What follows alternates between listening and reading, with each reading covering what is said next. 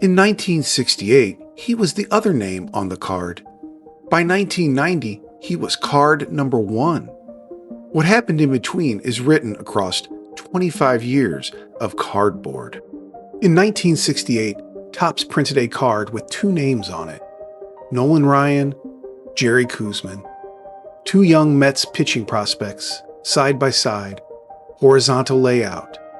The border was burlap colored, a textured brown tone across the entire 1968 Topps set. In the upper left corner, a large purple circle with the Mets' names printed in yellow. 2 headshots, 1 card. Card number 177. Koosman, at that moment, was the one people were watching. He'd post franchise records that season: wins, shutouts, ERA. He'd make the All-Star team. The following year, he'd be on the mound when the Mets won the World Series. Ryan was the other name on the card. The same card existed in 4 versions. Most people in 1968 had no idea. The standard Topps issue was the one kids pulled from packs. Then there was a Canadian version from OPG, nearly identical on the front, but the back gave it away. Printed in Canada instead of printed in the USA. Browner cardstock, slightly different feel in the hand. Then there was the Milton Bradley version. Topps had partnered with Milton Bradley on a game called Win a Card. Actual Topps cards came packed inside the box. You could identify it by the back, a brighter, almost canary yellow compared to the duller goldenrod of the standard issue. And then the Venezuelan version, printed on a thinner stock. The colors washed out and dull. The cards were meant to be used, pasted into albums, traded, handled, not preserved. 4 versions of the same 2 faces.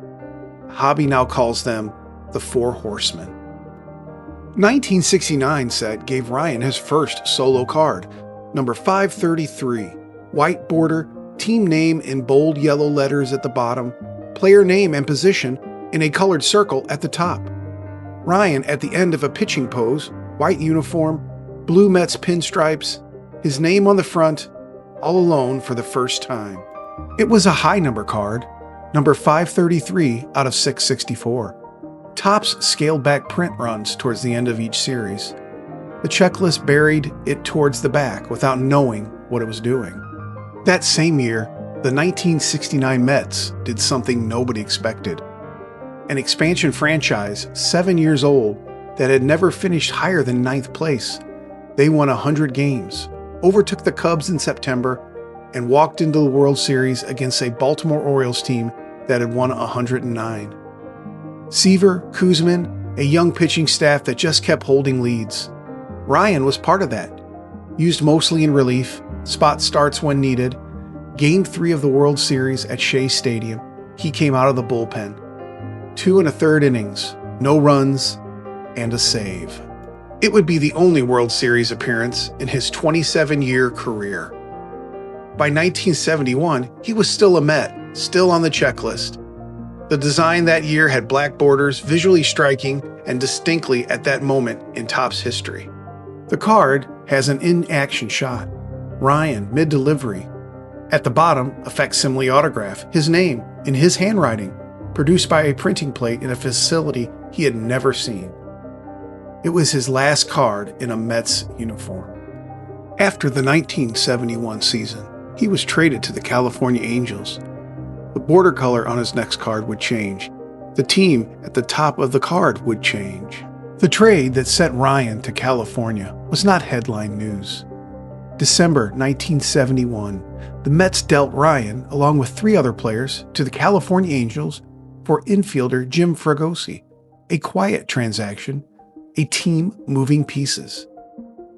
The 1972 Topps set was already in production. That first Angels card, number 595, showed a close-up, cap with the vintage Angels Halo logo. No action, no windup, just a face and a hat, framed in color. The player on it looked like someone starting over. In his first full season as a full-time starter, Ryan posted a 2.28 ERA, 19 wins, and 329 strikeouts. The Mets had never fully committed to him. The Angels handed him the ball every fifth day and stepped back. By 1973, the numbers started doing something unusual. Ryan threw 383 strikeouts, breaking Sandy Koufax's single-season record by exactly one. 2 no-hitters and 21 wins. Second in the Cy Young voting, only behind Jim Palmer, the closest he would ever come to winning that prize. His 1973 card caught him in mid-windup. Calm expression, nothing on the front signaled what the back was trying to contain. That same year, Topps quietly produced a small run of comics, miniature cards designed to wrap around the sticks of bubblegum, with Ryan among the players featured. They were never released to the public. No one knows exactly how many exist. His 1974 Topps card showed him in mid-delivery again, number 20 on the checklist, low and easy to pull from a pack. That same year, a radar gun clocked a ninth-inning fastball at 100.8 miles per hour, the fastest pitch ever officially recorded at that time. Topps printed a new card of Ryan each year, and the designs kept changing around him. The 1975 card gave him a bold, two-tone border number 500. The 76 design pulled back, cleaner, a larger photo, Ryan staring into the middle distance. The 1977 card added a facsimile autograph alongside his image. That same year, he won 19 games, threw 22 complete games, and struck out 341 batters. The Angels finished third. Through all of it, Angels general manager Buzzy Bavazzi remained unconvinced. A 500 pitcher with a good fastball, nothing else. Ryan's 1979 card showed him in the same uniform he had worn since 1972. That season, the Angels made the playoffs for the first time in his 8 years there. He made one start. They were eliminated in 4 games. After the season, he became a free agent. The Angels didn't make a serious offer. When Ryan signed with Houston before the 1980 season, the number that made headlines wasn't a strikeout total or an ERA. He became the first player in MLB history to sign a contract worth $1 million per year. 4 years, $4.5 million total. The number changed how people talked about baseball salaries. Topps still had him in an Angels uniform for the 1980 base set. The print runs had already closed. By the time kids pulled it from packs, he'd already been an Astro for months. There's one exception. A Burger King promotional set that year, distributed nationally with a large order of fries, showed Ryan in his new Houston uniform. It was the first time most collectors saw him in an Astros cap. The 1981 card was the first regular Topps issue to show him in Houston's uniform. The Astros were wearing what baseball fans would come to call the Tequila Sunrise. Bold, horizontal stripes of orange, yellow, and red across the chest. One of the most distinctive uniforms in baseball history. The card itself was a portrait shot. Ryan looking just past the camera, orange cap. The stripes were there, just out of view. In the lower left corner, Topps placed a small cartoon baseball cap with the team name inside it. Ryan's pose put his actual cap almost perfectly in line with it. The real hat and the illustrated one sitting at the same angle. The same year, Donruss and Fleer entered the baseball card market for the first time. A federal court had ended Topps' exclusive rights. Suddenly, there were 3 companies printing Nolan Ryan cards.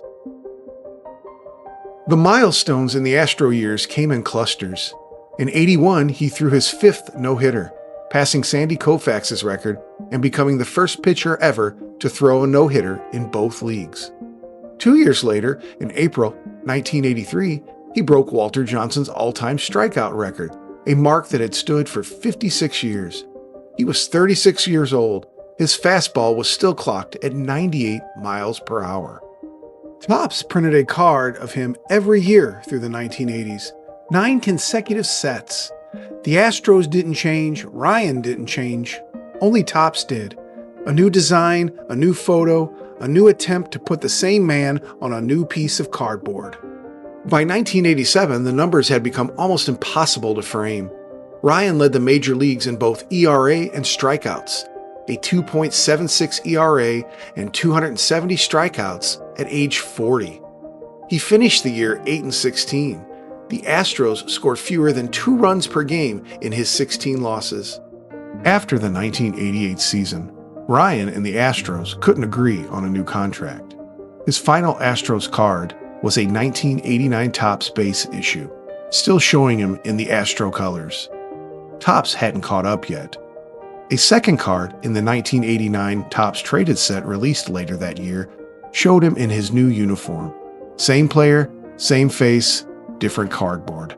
Ryan signed with Texas before the 1989 season at age 42. Most players that age are retired. Most players that age have been retired for years. The hobby noticed. The card company certainly did. The 1989 Topps traded set had already shown him in a Rangers uniform. First glimpse of a new cap, the new colors.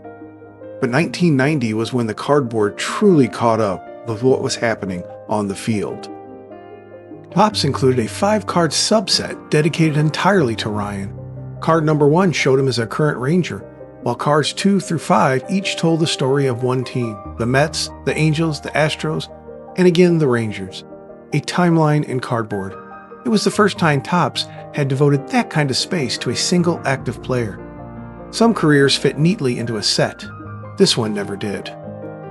In 1989, Ryan struck out 301 batters, the 6th time he had reached 300, a number no other pitcher in the modern era had reached more than once. On August 22nd, he struck out Rickey Henderson for a career strikeout number 5,000. Henderson was quoted afterwards saying, "If he ain't struck you out, then you ain't nobody."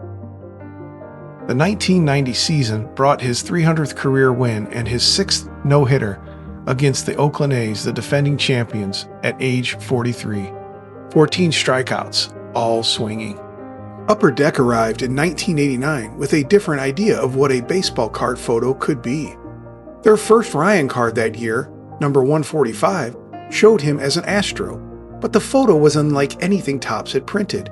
A triple exposure shot, 3 images of his pitching motion merged into a single frame. The full arc of the pitch on one piece of cardboard. Then, in the High Series, card number 774 showed him in a Rangers uniform, arm extended, throwing a football. 2 cards, 2 completely different ideas about what a baseball card could show. It was the kind of thinking that made you look twice. And Topps took notice. In 1991, they launched Stadium Club, their own premium line, borderless photo glossy stock, a direct response to what Upper Deck had been doing. Ryan was card number 200. The photo showed him in mid-delivery, not in a uniform, but in a tuxedo. Fleer had introduced a subset called Pro Visions in 1991. Illustrated cards, not photographs. Painted images of players, each one an artist's interpretation, rather than a camera's. Ryan appeared in the 1992 edition. His card showed him from behind, number 34 on his back, ball in hand at his side, smoke rising from the ball. Behind him, tally marks covering the wall, strikeouts, too many to count. The artist hadn't tried to capture a moment on the mound, they tried to capture the weight of a career. They titled the back of the card, "Who's Next?" The card noted that neither Ken Griffey Jr. nor Frank Thomas had even been born yet when Ryan first pitched in the majors in 1966. Every other company was photographing him. Fleer painted him. It was the same career, the same pitcher, the same motion that had been documented on the cardboard since 1968, just rendered in a way no camera could capture. The 1990 Topps set gave him card number 1, not a milestone card, just the first card in the set. Topps had been printing his card since 1968. Now they were leading with it. They would do it again in 1991 and again in 1992. Card number 1, 3 sets running. In 1993, Topps launched Finest, a premium line printed on chromium stock with a reflective surface. Ryan was in that set, card number 107. It was his first refractor card, and it would also be his last. His final Topps base card, as an active player, was the 1993 issue. Still in a Rangers uniform, full follow-through, The pitch had already gone, mid-stride off the mound. The same motion they had been photographing since the Mets years. On September 22, 1993, Ryan felt something give in his elbow in the first inning against the Seattle Mariners. He threw one more pitch after it happened. Then he walked off the mound. His career ended without a final card to mark it.